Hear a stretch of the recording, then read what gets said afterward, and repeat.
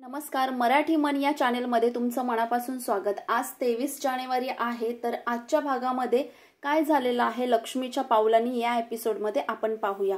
कलाला झोपच येत नसते आणि तिच्या मनात काल घडलेल्या प्रकरणावरून सगळे विचार येत असतात। मग त्यावेळेस ती खाली जाते हॉलमध्ये, तर बघते तर काय इथे नैनाताई आरामात झोपलेली आहे। तर नैना तिला पाहून म्हणते, तू इथे काय करतेस, जा इथून तू।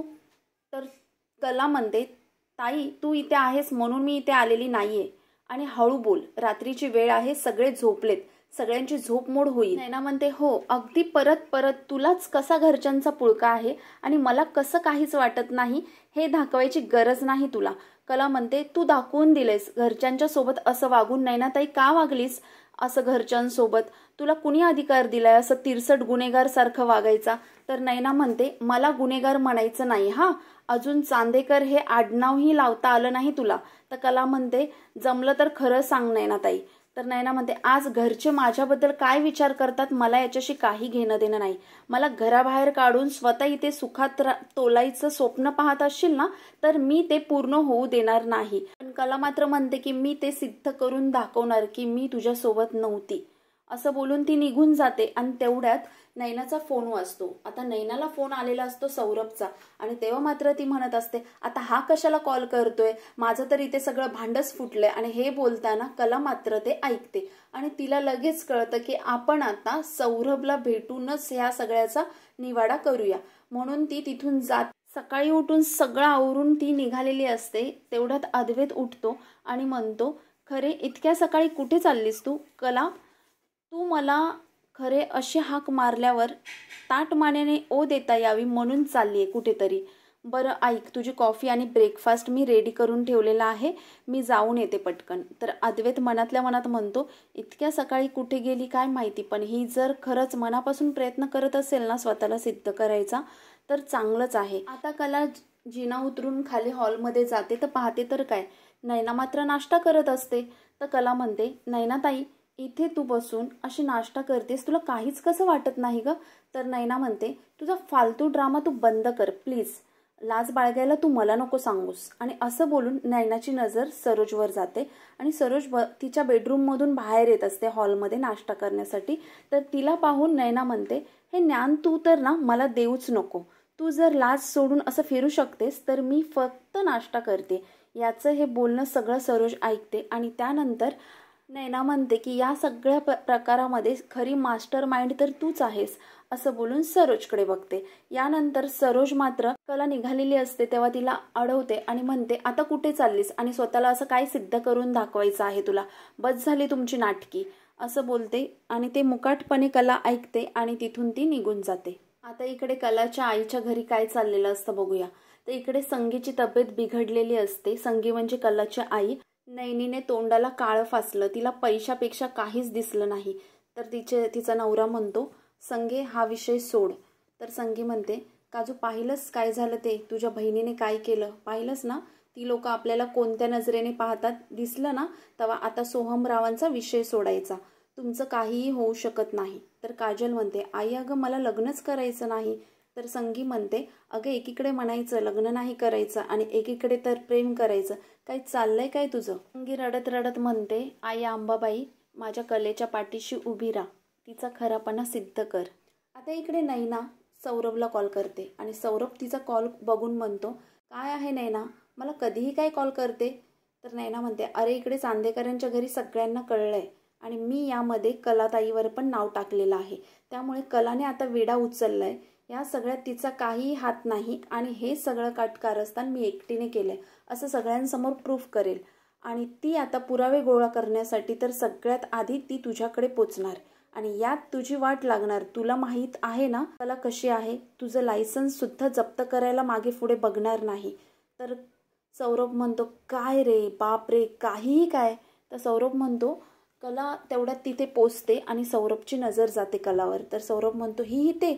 तर नैना म्हणते, कला आली आहे का तिकडे, मी तुला सावध करायलाच कॉल केला होता। तर सौरभ म्हणतो, बापरे लागली वाट। आता कला त्याच्या कॅबिनमध्ये जाते तर कुणीच नसतं। मग ती बाहेर येते आणि रिसेप्शनमध्ये विचारते, एक्सक्यूज मी, मला डॉक्टर सौरभ चौधरी यांना भेटायचं आहे। तर ती रिसेप्शनला जी मुलगी असते ती म्हणते, ते आज आले नाही. मला तर कला म्हणते मला त्यांच्या घरचा ॲड्रेस द्या ना.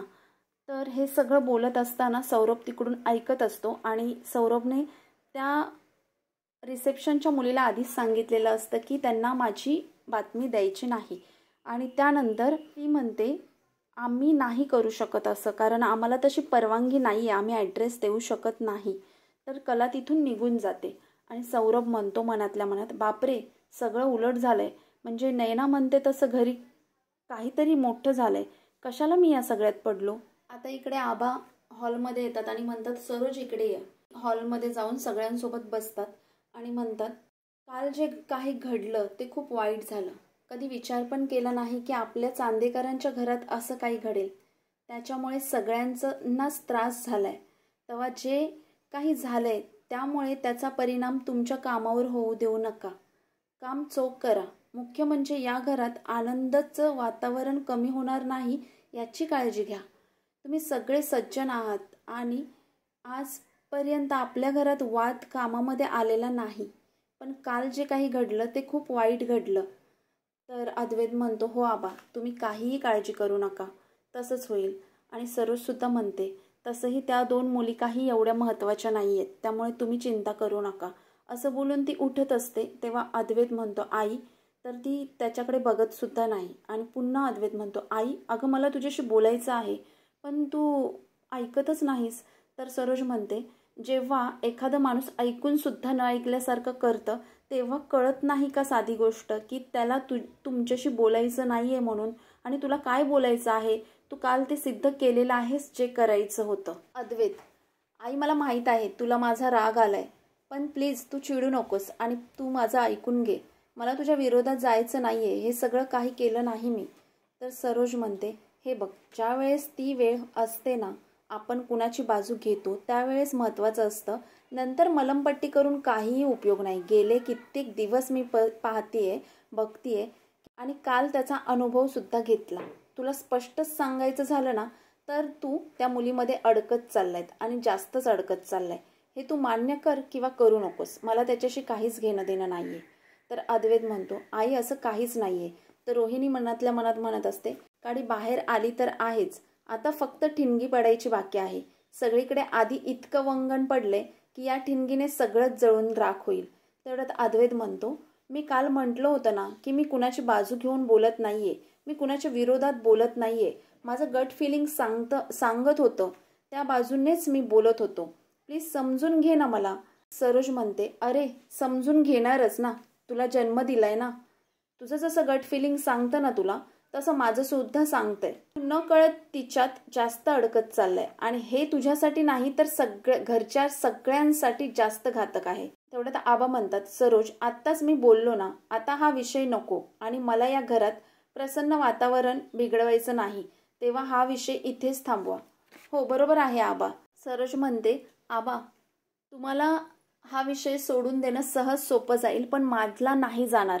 जेव्हा मला दिसतंय की माझा मुलगा यात वाहवत चाललाय, चुकत चाललाय, तर मी त्याच्या पाठीशी पदर खोचून उभी राहणार. तुमच्यासाठी हे सगळ्यांसाठी सोपं असेल हो विषय सोडून देणं, पण माझ्यासाठी नाही. आता पाहूया आपण की पुढच्या भागामध्ये नक्की काय होतं आणि कला स्वतःला कशी सिद्ध करते आणि डॉक्टर सौरभ चौधरीला कशी पकडते. तर हा पुढचा एपिसोड पाहण्यासाठी आपल्या चॅनेलला सबस्क्राईब करा.